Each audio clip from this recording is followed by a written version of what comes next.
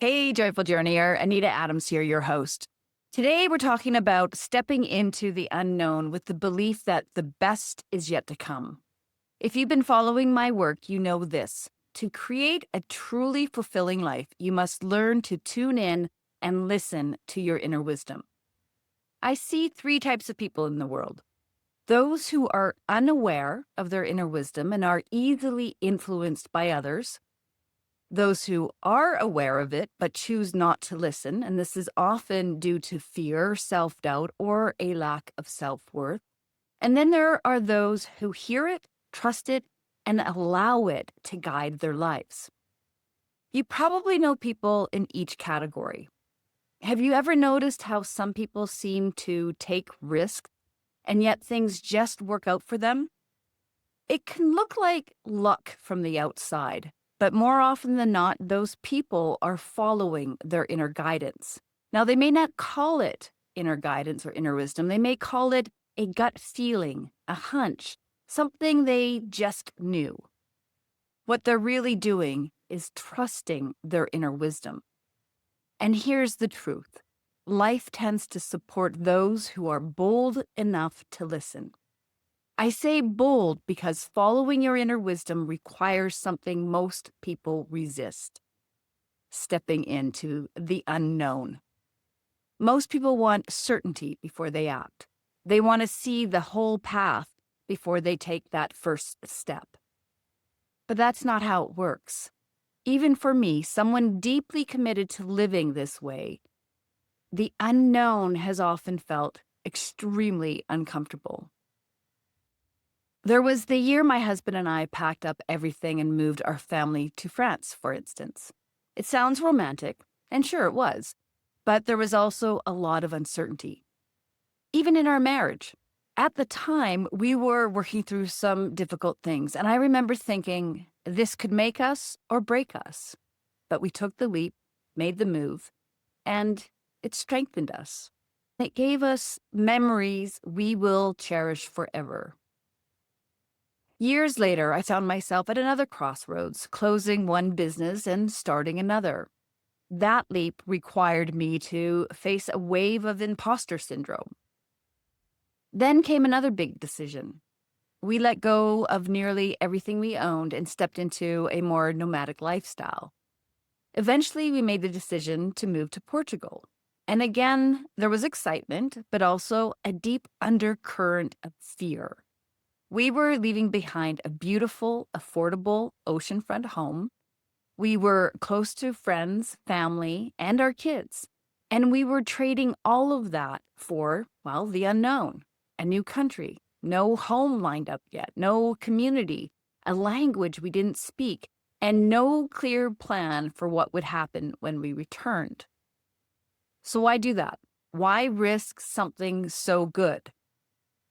Because we've learned this: when you follow the calling of your heart, it leads you exactly where you're meant to go and into a greater version of your life. And what's fascinating is this: nothing unfolded the way we planned. It unfolded better. Our son, who had already moved out, decided to move home with his mom and dad and to come with us to Portugal. And it brought us closer as a family.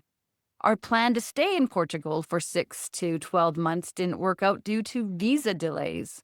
So we adapted. When our 3-month visitor visa expired, we ended up cycling through Ireland and the Balkans for another 3 months. Then our daughter joined us for the final stretch. None of that was part of the original plan, and yet it became one of the most meaningful adventures of our lives. Experiences like this have taught me something powerful.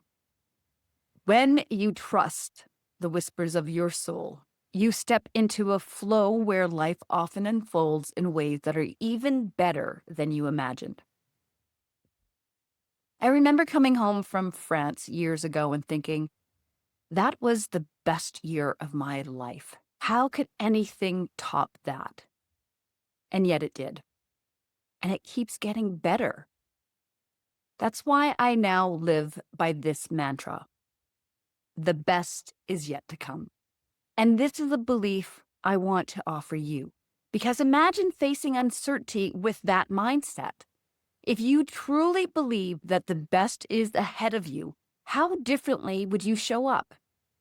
You might find the courage to leave a job that drains you. You might walk away from a relationship that isn't healthy. You might finally take a step toward that dream that's been calling you. What holds most people back isn't just fear of the unknown. It's the belief that things won't be better on the other side. And if your current life is already pretty good, that belief can keep you stuck even longer.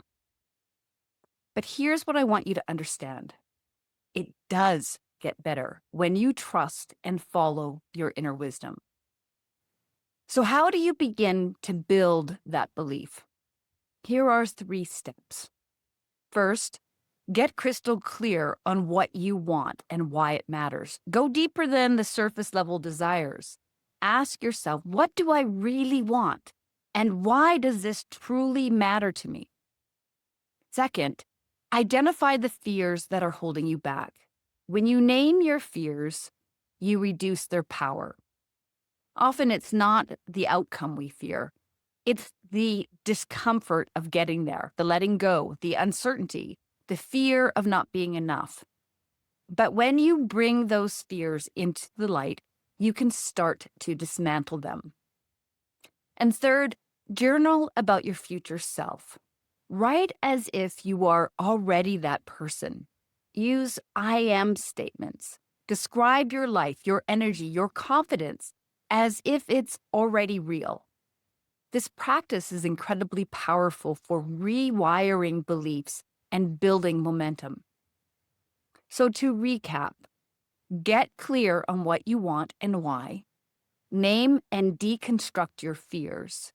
And step into your future self through intentional journaling. And I'll leave you with this.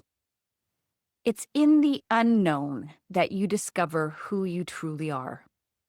It's where you stretch beyond the edges of who you think you are and realize those edges are far wider than you imagined.